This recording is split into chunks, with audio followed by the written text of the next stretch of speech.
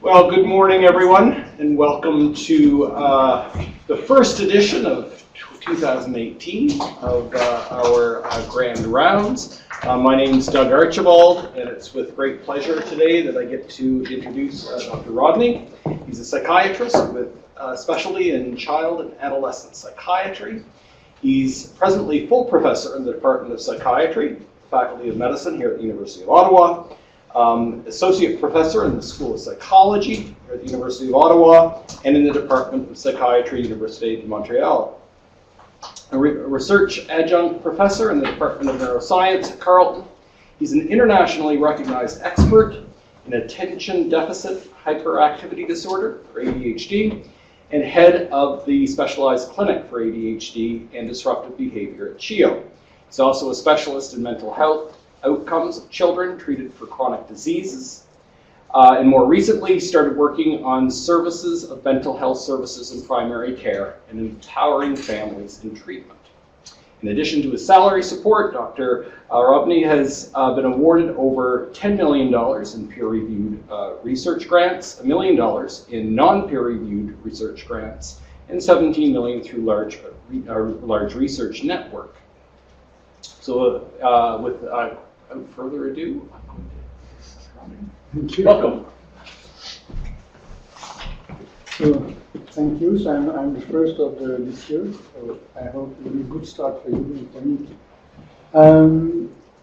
I'm going to present you a work that I have done with the Department of Pharmacy of the University of Montreal for a few years now. And in fact, I'm coming here with as many questions for you that you may have questions for me. And my last slide will be mainly questions for you. And the goal, the hidden agenda, which is not hidden because it's declared from the beginning, is that I would like to set up some collaboration with you. Because in fact, what I'm going to present is mainly for you. This is the goal that I want to achieve, to help family physician, pediatrician, first-line practitioner to better prescribe stimulant medication for children with ADHD, because it's a challenge. And I think that we have developed a tool that could do that. We have solved the theoretical problems, and now we are confronted with a hard problem, which is how to make it work in the real life.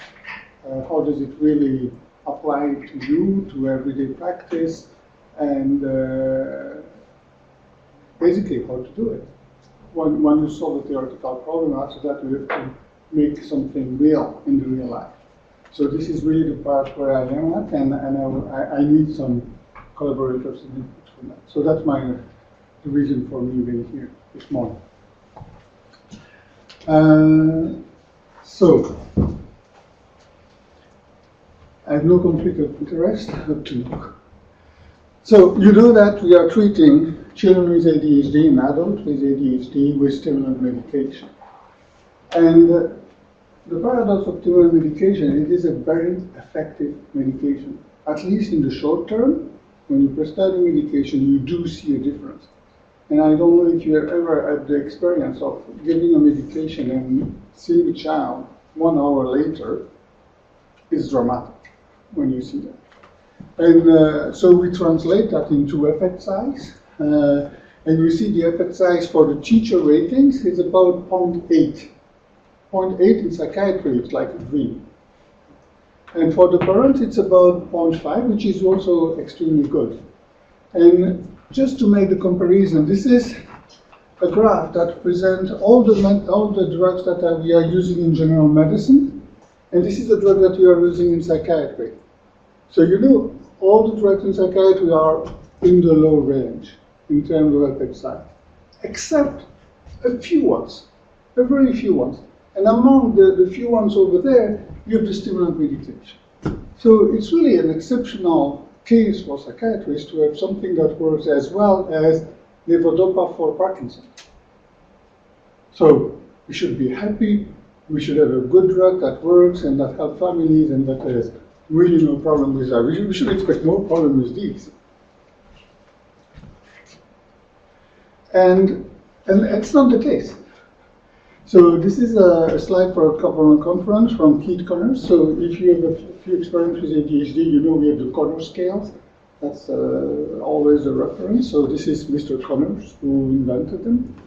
And in the conference, he said that this is a concoction of justified to give that medication at an unprecedented and unjustifiable level. So he's saying that we are prescribing medication at an unjustified level. So the way we prescribe medication is not okay, really.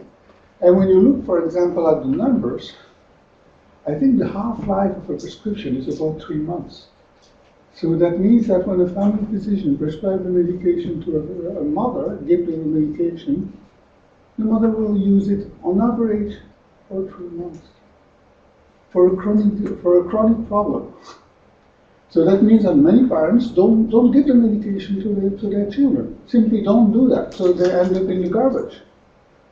Others will do that because they are forced or pressed by the schools, and then will probably stop very early. There are a lot of ambivalence, they don't know, and when you look at the press, it's generally quite negative.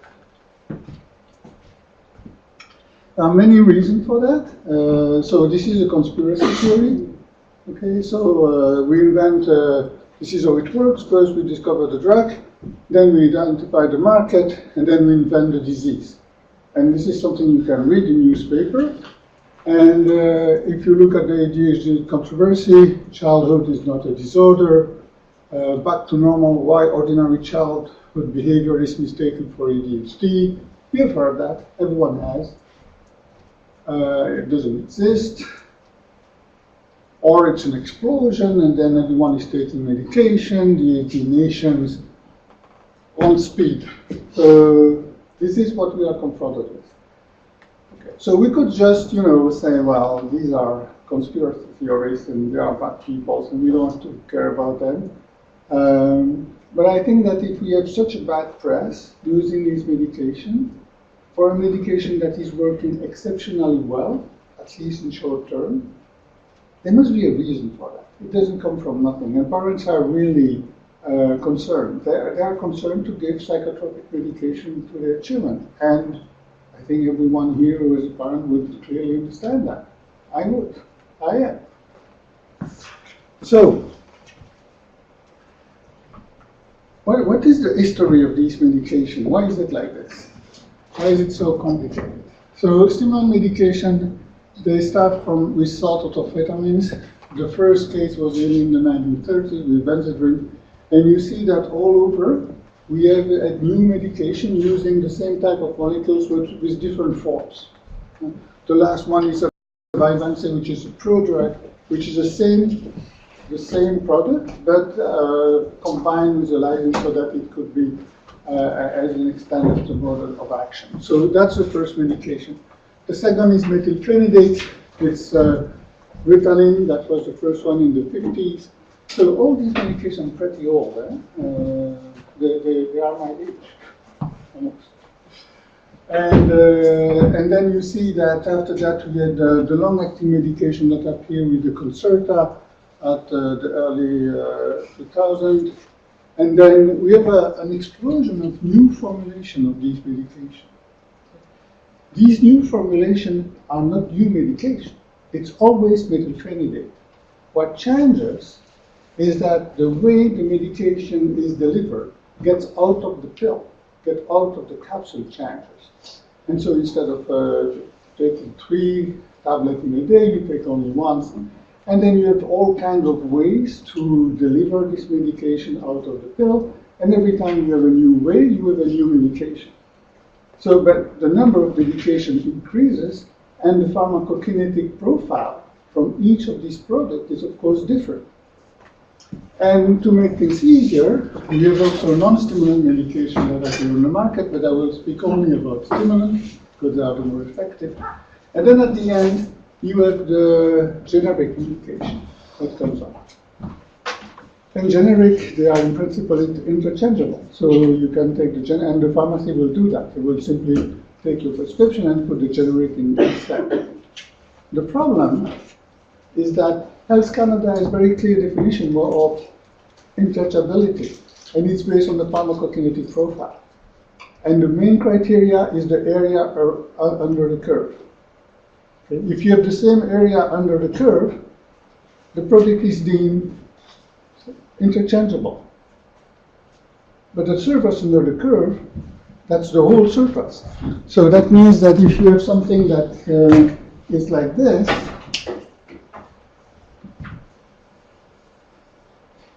and you have something that is like this, it's the same surface. For Health Canada, they are equivalent. It's clearly not the same thing. This one will peak in the morning, this one will peak in the evening. The effect will be maximum at different times of the day. So when you look at the guidelines, you will see that the guidelines say, well, the generic medication should be taken as product on their own. So you don't end up with all of these products, you end up with these products plus the generic that are medication on their own. And family physicians are supposed to know all this and combine, I don't know how, all the pharmacokinetic profile and find the best medication adapted for each individual case. We are in the age of personalized medicine. And here you have, I think, a dozen of specialty, and you should be able to choose the correct one, dose it correctly, give the correct time to administer it, and so on.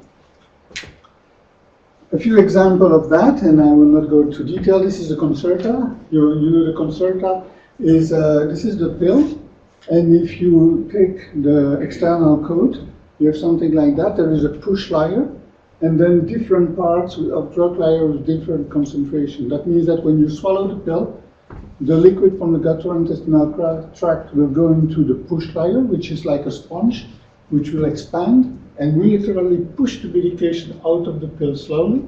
And as the concentration is different here and here, you will play with the pharmacokinetic profile so that the osmotic release. Another example is the beads, for example. So the beads, there is a cork, then you have the medication, and then you have a seal and a polymer coating. And the polymer coating are dissolving slowly at different rate. And you could have beads of different sizes. And so by playing with the size and the coats, you will have medication that will be dissolved at different rates. And so you will have 1 peak or 2 peak and so on. So that raises a lot of clinical questions in everyday practice. So the first is we have generated brand names already really equivalent. We know that they are not, but it remains a problem how to use that. How to select initially a specific formulation among the dozen that are there. So we have a word for that. We call that experience, which is a word to cover ignorance. So, you know, I've done that so many times, it should be right. I do the same thing. How to individualize treatment with fixed formulation. Yeah, that's a real problem because you have here formulations that are fixed. So, for example, by definition, by the way the capsules are built, there is a certain amount that is released early, a certain amount that is released later, and you cannot change that. It is built in the pill. Okay, so there is less flexibility there. Of course, there is a huge advantage as compared to different medication over the day when you are 3 pills over the day because you may miss them, and then of course that's another problem. But still, it's rigid. It's not something that can be easily adapted. How do you switch from one to another? The family come in and say, well, this medication is not working anymore, and you want to switch to something else. How do you do that? What is really equivalent when such different pharmacokinetic profiles? You have also other problems. You say, well, you know, the Concerta that you give me, that's working well, but not in the morning. And you say, well, that's reasonable, because in the morning you have not much medication. The slope of raising the concentration is really high. So maybe I should act a short-acting medication in the morning. When should I act that? At what time? What is the dose? How do I do that exactly? It's not an easy problem. And then we have, I think the fundamental aspect is that we are always in a position of being accused of using this medication too liberally. So we have really to act responsibly. We have to minimize exposure and to maximize the effect. Are we doing that when we are raising the dose and we don't know and we are playing with different formulations? You probably do the same. When I do that and I have a family, I say, the family says and say, well, I want to, he's not doing well in the morning. The morning are really important because he comes late and everyone is, it's really a disaster. And then I explain to the parents, well, you know, this is Concerta, and Concerta has a profile like this. You know, it goes up and then it stays all day long and then like this. And this is 8 o'clock, and this is noon, for example, and this is 16. And of course, you tell me that in the morning it does not work well, and I understand that because the concentration is not high enough. And so we are going to give him a short-acting medication, a 10 milligram of Ritalin, which will make that. And so the total profile will be something like this. I explain that to the parents. And they are very kind with me, they believe my little drawings. And then when they leave, I look at my paper and say, my gosh, I'm good at drawing, but is it real, that thing that I'm just selling to the parents? Is it really working like this? Well, it's reasonable, but we all know that errors are taken with reasonable reasoning. So, what I did is that I went to this department of pharmacology at the University of Montreal and I asked them, do you have a response for me? Something that would be better. And they are specialists in modeling and in pharmacokinetic modeling. And basically what they do is that they will create mathematical models that reproduce the pharmacokinetic profile of this medication. At the end, you end up with, you must have data, of course, and then you are going to model the data. You are creating a model that will be able to reproduce data that you have at the beginning. And the models are quite sophisticated because they can give you the mean value, the typical value, but also the variation. So they can reproduce really a set of data in all the variation that you can have, individual pharmacokinetic profiles. And so with these parameters, for the immediate release methylphenidate, we start with that. With these parameters, you are able to reproduce a sample of pharmacokinetic profiles. So it is as if you can collect in 1,000 individuals as many measures you can, and those the methylphenidate in the plasma, and reproduce all these curves. So this is a powerful instrument that can reproduce experimental data in a mathematical model, which is much easier, of course, because you don't have to recruit 1,000 people and make all this blood draw and all these measurements, which is extremely cumbersome and difficult to do, and almost impossible to do in general. So, but then you have only the profiles. With a profile like that, how do I go from the profile to an idea of the efficacy of this medication? When we draw these, we make these drawings, we think that there is a relationship between these drawings and the clinical efficacy, but basically a relationship between pharmacokinetic and pharmacodynamic, the effect on the body. So the first thing that we try to figure out is what is the range of concentration that we should attain. So we know that the concentration will raise. How high should it be?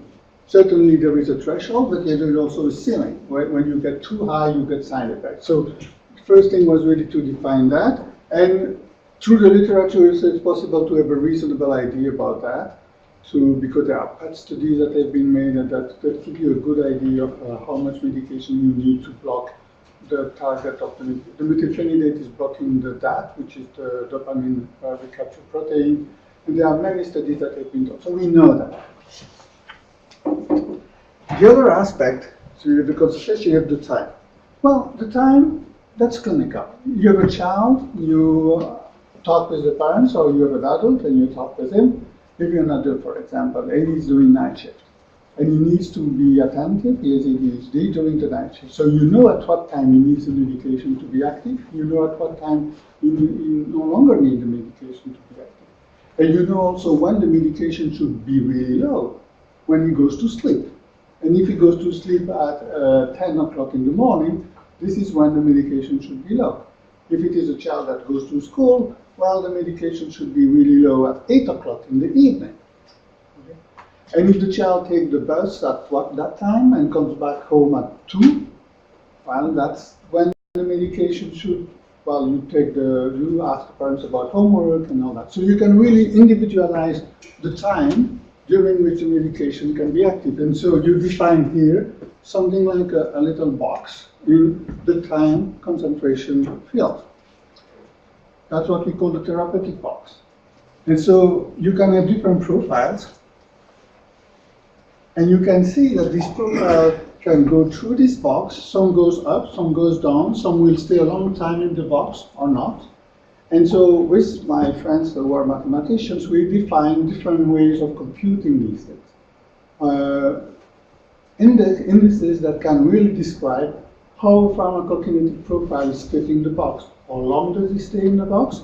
That's a time index, or a concentration-based index. How high or too high or right in the target we are. So just for example, these are different types in the concentration range of profile. So you see if it is too low, we define that as a non-responder. If it is between this and this is the target, that's a non-responder response, and you have all the different categories. And these categories can be defined mathematically. So we end up with a series of criteria over here, based on time or responder, in the different box of the time. So it could be the morning, in the afternoon, in the evening. You have also you can also have a mathematical formulation of the profile. You know that there is something with stimulant. People talk about the roller coaster effect. When you have ups and downs in the profile, the clinical effect will be also ups and downs. And so you would like to minimize these ups and downs in the pharmacokinetic profile, to minimize the ups and downs in the therapeutic effect also. So you could have different indices like that, and then combine this index into a global indicator. I don't go into the detail, but basically the result of that is that we end up with a number that describes how a pharmacokinetic profile fit a therapeutic box. And the therapeutic box is supposed to be a good indicator of the therapeutic effect at the end. So, you know, we have here something that translates the pharmacokinetic world and this mathematical world with our world, which is the world of the patient, through this concept of therapeutic box. How does that work? I'll give you just one example of that. So this is the Concerta. This is exactly the name of the model I gave you here. Concerta 54 milligram. And these are the different examples. This is in the morning, and the green is the responder, and you say in the morning it's not very good. And when you look at the pharmacokinetic profile, you understand that, because the profile of Concerta, it's like two bumps, but the first one is really lower than the second. And that's built in, that's in the pill. Okay? So this is why often you have people saying, well, it's not working well in the morning. Or the afternoon is okay, but in the evening, you see that the red is really when it is too high. So it's not always good to use this medication. And then we can trial then different combination of short-acting and long-acting medication. And in fact, we see that the best combination of a short-acting and long-acting is a Concerta 36 milligram plus Ritalin 10, which is a total exposure of 46, which is significantly less than 54. So in order to improve the morning, the idea, well, that's a good idea to increase the dosage, to add a short-acting medication. But in fact, when you do that, you can allow to decrease the strength of the Concerta. And you know, if we can use these things like that, and if you can show that to the parents, I think that all the critiques that we have about using this medication will probably be tempered. We would have to, you know, we try to do the best here. We try to model, we try to prescribe medication as low as possible and as effective as possible. So I think that's, my opinion, the best response to all these critiques. And it is not, you see, we make this drawing, but when you look at the numbers, it's not something that you would think of. Myself, I would never think of decreasing the Concerta when I add a 10 milligram. Because I would say, well, I add something, but how do I know how it affects the rest? I'm not sure about that. And without that kind of tool, it's really difficult to figure that out. This is just an example. This work is like a box of Pandora. You know, you open something and then there is a problem about every step. But that's interesting by itself, so that makes our life ongoing and exciting. And I will just give you a few examples. You know, for example, that there are differences between individuals. Some individuals require a medium dose, some require a low dose, some require a higher dose. And I told you that this model is able to reproduce all the variability. And so this is something that we can do, and we compute the variability and try to find out who would respond to a low dose, a medium, or a high dose. And then compare that with data from the literature. In fact, we are quite right. The correspondent was okay, and we are now in the process of trying to figure out how to predict that. What are the parameters of the model that are really predictive of who needs a low dose, a medium dose, or high dose? We are not there yet, but we are making steps to that direction. There were also other things. For example, when you compare two medication regimens, okay, you have that medication, Concerta 36, and Concerta 27 plus 10, and you end up with a global indicators, and one is higher than the other. This one is 83, and this one is 64. Is 83 different from 64? I don't know. So we need some rules over there. And then the problem is not so easy, because you can do that statistically and produce a lot of curve and then make a t-test. Well, but that's artificial, because I can produce in the computer as many subjects I want. So a little effect could become significant statistically, but it's not really significant. And then there are other aspects. You know, if this regimen is better, but I need 3 times to take the medication 3 times versus 1, which is really better? You know, what is the gain? So I think there are other factors than simple mathematics. There are also the ease of use, how it is implementable in real life, and all these factors also count.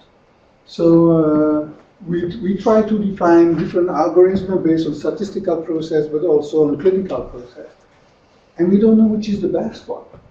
You know, we can compare and say, well, this one is higher than that if you use that kind of reasoning, but if you use that other kind of reasoning, maybe not.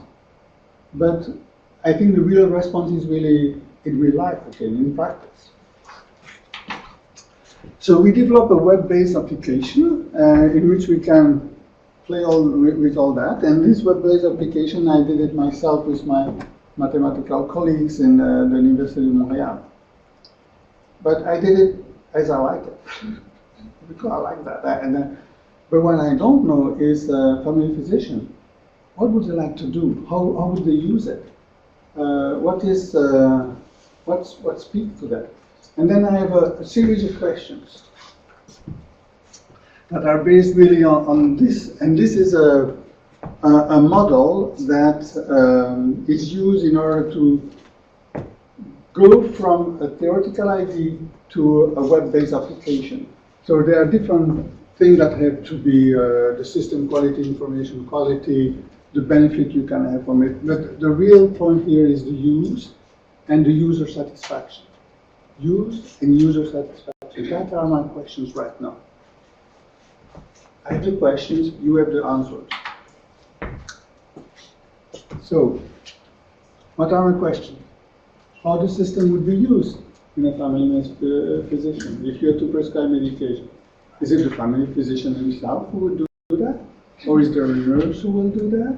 Who will actually go and on a website or a web application on the phone and actually test the different medications? What is the optimal way of entering this information?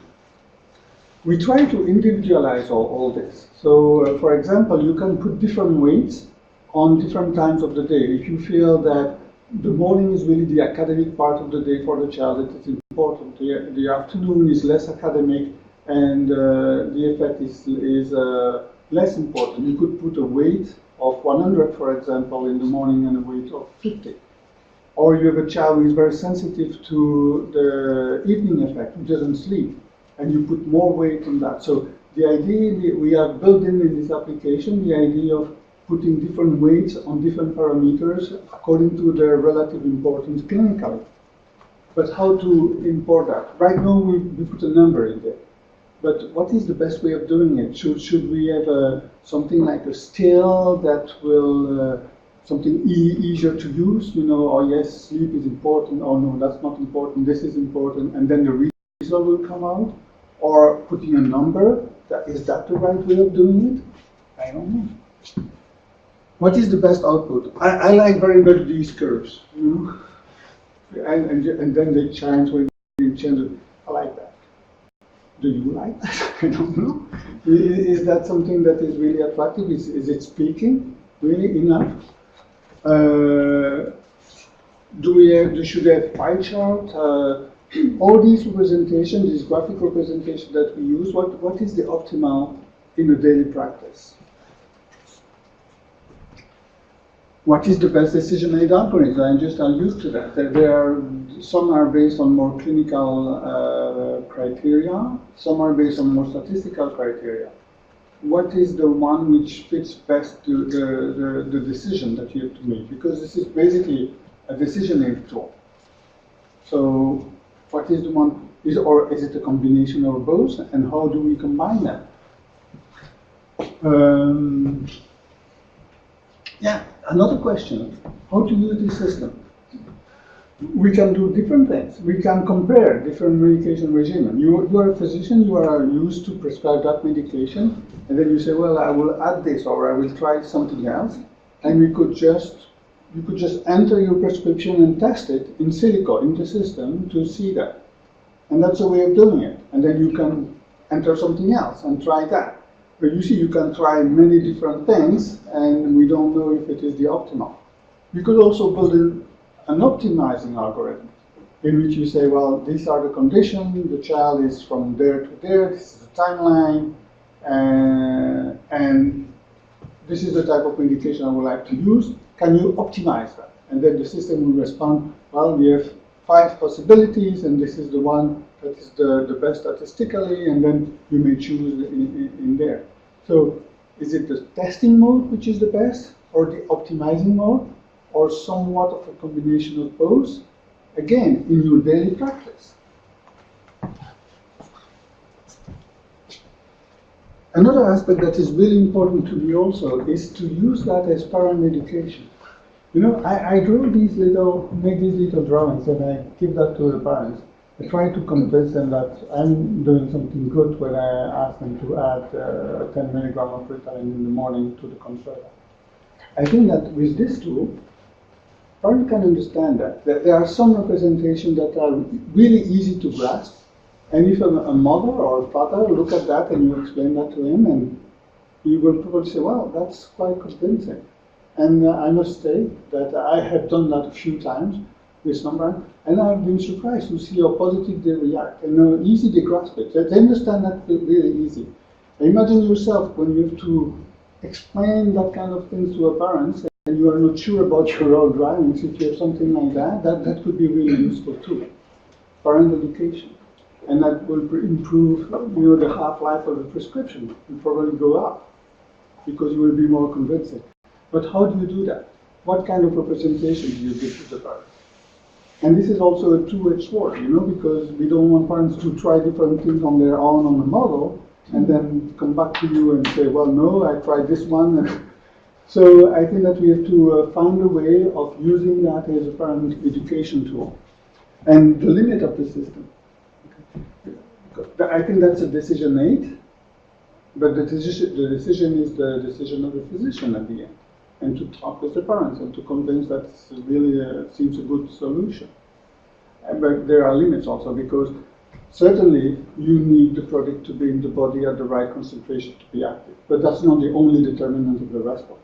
There are other aspects in the response, and if it doesn't work when you optimize this, you should not go back always to this application and try something else just to optimize more your number, because it's maybe that there is another factor that has been overlooked, and this is the real one. So there is always the risk when you propose a solution like that, that it becomes the solution and you go back to it every time, and then after, I think that we are going more harm than good.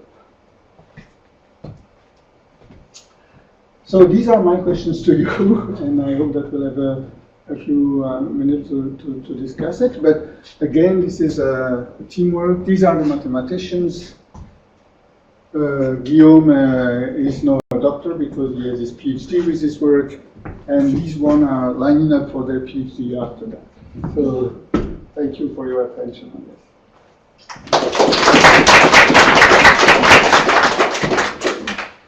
We have time for questions. Yeah, no, I try to get time for questions. Psychiatrists normally they talk a lot. Hi, I'm Lise Berry. I'm one of the clinician investigators here at the Department of Family Medicine. So this is fabulous work. This is great because I really like the way it just sort of takes us all the way from the pharmacology to the clinical effect.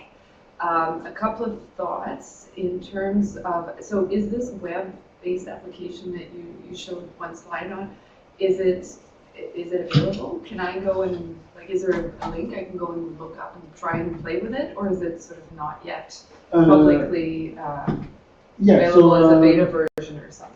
Yeah, it's a beta version, so it's available. So that means that I could give you a link and you can go there. That would be great, because I'd love to try it out. Yeah, I think that, but I will not distribute these things widely at this stage, because I think that we have a lot of work to be done before that. So my couple of thoughts. Yeah.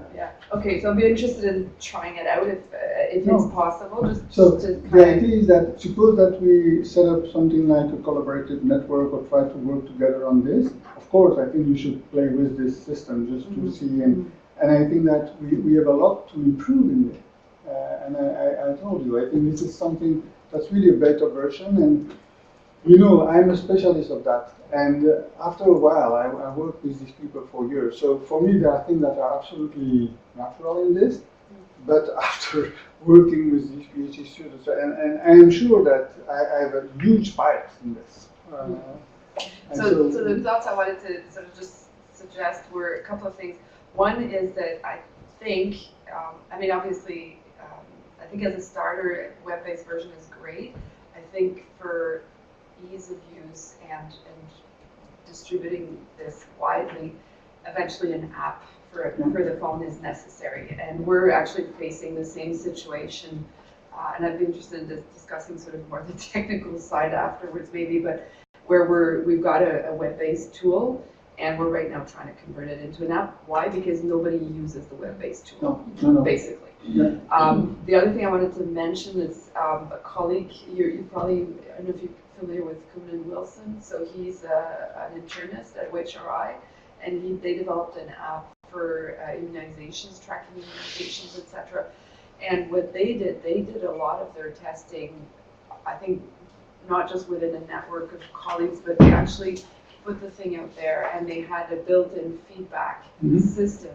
And he said he was amazed at how people were actually very generous with their feedback, and they got a huge amount of input in terms of how to improve the system from ordinary users, right? Absolutely. So I think it's sort of a balance between not wanting to put something out there if you feel it's not ready, but on the other hand, you want to get sort of Monsieur Tout le Monde or Dr. Tout le Monde out there to use it and give you the feedback. Yeah, So I think that's I think my idea would be really to go step by stages here. I think that the first thing is really to respond to some questions and about how to present that and to improve the web application at the stage in which we can really disseminate it. And we know that the reception will be good because we know that a group of family physicians have tried it and we have made some adaptation, and so we can do that. And at every step, organize a feedback so that we can continuously improve it and collect all these data. So it's a research ongoing and so a constant, it goes back and forth all the time. But we have really to, at the beginning, to be sure that we have something that people will look at and know that's too complicated or this thing is too difficult, and something that I would have overlooked because I'm not in the real practice. And and the web application, so web, that's only the beta, the first step, and we have planned to develop an application on phone and tablets and all that. But to get there, I think we need to improve that because that's a huge money investment to do that kind of work. Well, 100,000, something like that. So that's my scale huge. And so we are going to do that, but I must be sure when I talk with these people that what I'm asking them is really the right thing, or better than that, at least. But I agree with you on understanding. I think my gut feeling is just in order to get valuable feedback, people have to actually try it. Like I can sit here and think and go, oh yeah, well that would be nice and whatever, but until I've actually tried it and sort of gotten stuck up a dead end a couple of times, I won't be able to tell you. Open that to a group of people who are ready and try it, and then get the feedback, and with this feedback put, for example, plan to do a mobile application with your input, and then get the mobile application, have a larger group using it, and so on. Yeah. This is what I try to do. And one last question, will your slides be available? Because I'm interested in particular in the comparative efficacy of psychotropic versus general medicine drugs, that big chart. I'd like, where did that come from? Because I really like, that can be used for all kinds of... I think that they will probably... We need that one. They will probably post so that will be accessible, and you will see on each slide there is a reference. Okay. I put always a reference on everything. Great, thank you. That would be wonderful. So just and the same thing for your clinical adoption framework, I'm interested in that. Yeah, the same thing. And every side the reference is on. Thanks. I had a couple comments in response to a number of the questions you put out there. And early on, one of your questions was, is this a parent tool? For this system to work, and especially in the testing phase, you are going to need patient-based input or parent-based input. The weighting scales, it's not just the physician or the nurse practitioner, the prescriber's sense that morning performance is key. It's the parent saying morning performance is the only thing that matters, or the parent saying swimming at 5 p.m. is this child's salvation. That's what matters. Yeah. And so those are the sort of things that you need the parents' input, because clinically we sort of think we do our best as physicians, and in an ideal world we get 80% of that. Once you start putting in the parents' weighting, you're optimizing the system, because ultimately if we're not hitting when they need their child performing best, it's not going to work. And that's just an example of why I think you really need to look at a way of collecting in-depth, valuable patient-parent feedback. Part of it is making this open as a parent-patient tool, where it's not about prescribing, it's enabling them to go to their providers. And that's one route, and that often leads to behavior change of providers, is when the motivated patient or parent says, look, I just went through this, and I think one of the issues I have is that my medication is not optimized at X time. That's going to prompt the provider to look at this tool. It's also going to allow you to collect that data, much as a number of web-based applications are working these days, where the general public is putting in their data and you're collecting that. So that's one option. Or developing your testing system that has a very rich patient data collection, where you're feeding that back to providers as well, but at the same time you're collecting what's going on with the patients along the way. What did they input is the most important. As things improve or don't, what changes in terms of their perception of the important outcomes for the child? Because you can look at outcomes as medication changes, total dose given, side effects, decreased side effects, but ultimately it's the child's outcomes. And the physician is not the best reporter of that. And so you would want to build in some sort of data collection system where you are linking the use of this instrument to better parental report of child's behavior, and anything else that you could get at school performance or longitudinal data collection would really show the value of optimizing this. Because your challenge is you have to go from good enough for, let's say 80% of patients current prescribing according to family physicians is good enough. They'll be motivated to change for that 20%. And so if you want them to change for that 80% too, you have to show them good enough can be a lot better. And the lot better is not just fewer medications or a slight dose change. It's also the kids are now actually, instead of just getting by in school, they're actually reaching their potential. And that's a different data collection system. So sort of driven a little bit by the outcomes that are going to make this take off and become standard practice, you need to build that in. I know you have to get usability first and all of that, but as you're going, really think about that data collection system where you're working with your provider partners, but they're also bringing in early on the outcomes that are of interest.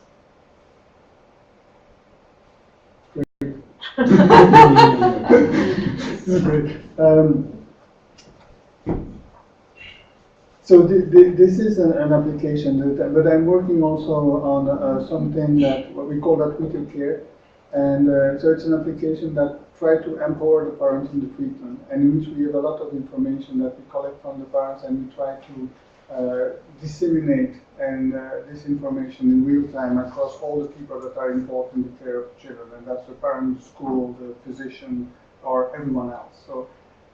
And in that perspective, what you say makes a lot of sense. I was thinking about, with a physician perspective, how the physician will do that and what kind of information he will enter. In fact, you're perfectly right. I think that we could have the parent enter some information in a wider application, and this information used and available for the physician when he has to take a decision. I think that's exactly the reason why I'm here. That's what I was thinking of, trying to develop a tool that's a pre-visit data collection, Yeah. post-visit data collection, and there are lots of different systems. I'm working with like an automated survey as a way to, when the moment you've made a change, put them in the database and they get an automated survey, collect things, and you can do the timing. A dose change we need weekly, stability we need every 3 months, that sort of a way. But I always look at, you need partners, so you need patients and parents. Those who are really underserved right now, or poorly served or desperate, will partner with you, but you're getting a skewed sample. If you want to work with your average family physician, there are 50 other people in this city doing really great work who want the time or attention of family physicians or nurse practitioners to help them develop better tools. The only way to crack through and say, why should you work with me, is to offer them something. And this is something that's going to make their lives easier to care for their patients better. And so you've got something, unlike a lot of the research I do, you could actually develop a package where you help them better care for their patients. And you can, randomize some into this package and some where they're using this, but they all care about their kids and they all care about doing ADHD better. And so trying to build in a way where you're testing this, where your data collection is also offering something of value back to the people you need partnering with you. And you've got that. You get, a report, here is where all your kids are suboptimal, or this particular kid, something where you're feeding back something. It's going to be time and a little more expensive, but you'll save the money and the time because you'll recruit providers who are going to work with you. If you just go and say, who will test this, you're not going to get anyone. I understand. Yeah. Sorry, one Yeah, question. we have an online question by Dr. Nahas. Great presentation, Philippe. I agree that an app is an important next step. Are there any downsides to this that you see to creating that? Any downside? I think the downsides are really how you use it. As I told, I think that if you think that the solution is always there, you turn to that. That I see a downside. I think that if there is not enough education on how to use it, the limits and how, I think it's always good to empower families and to empower everyone, but not to the point where they think they can do everything. Because we need to work collaboratively at all levels.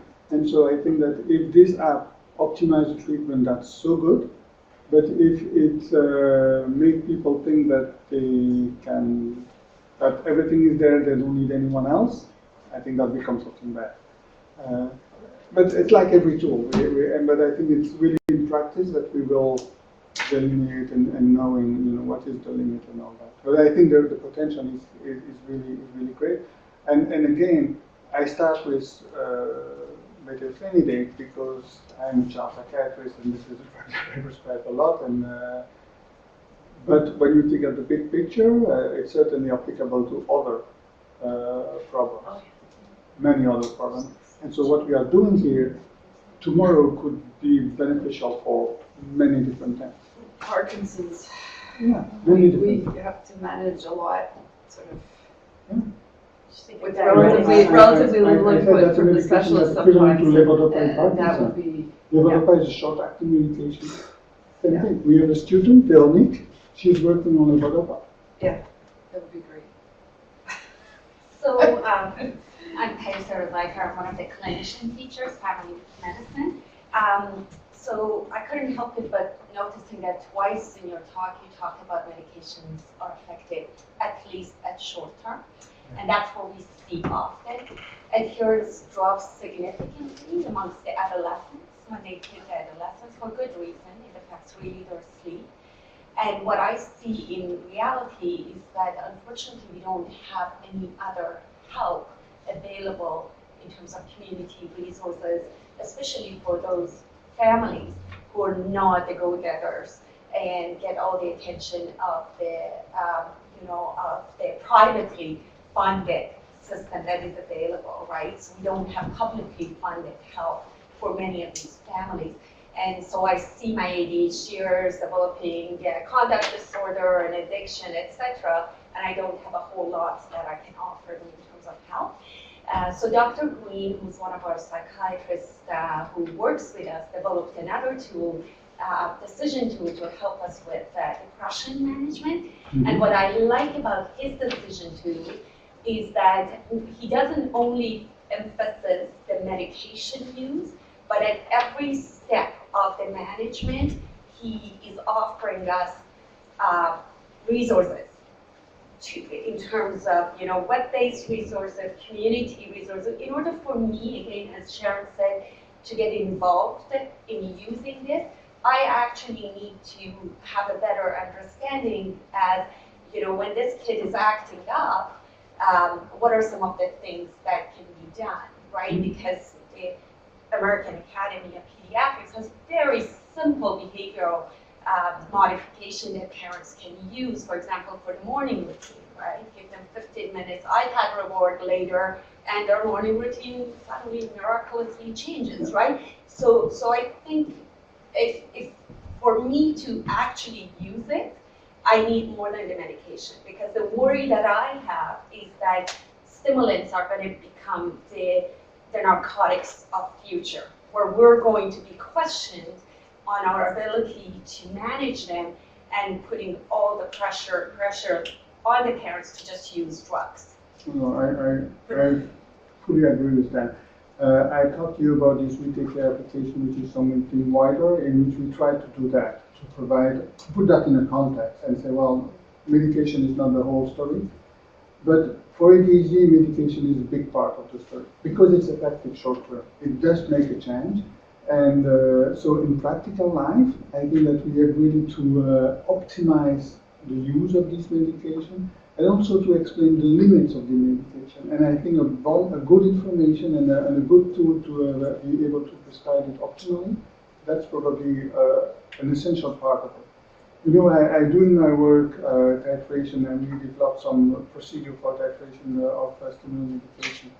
And what I like in that part is that at the end, I can say to the parent, well, this is the optimal, this is the best medication can do.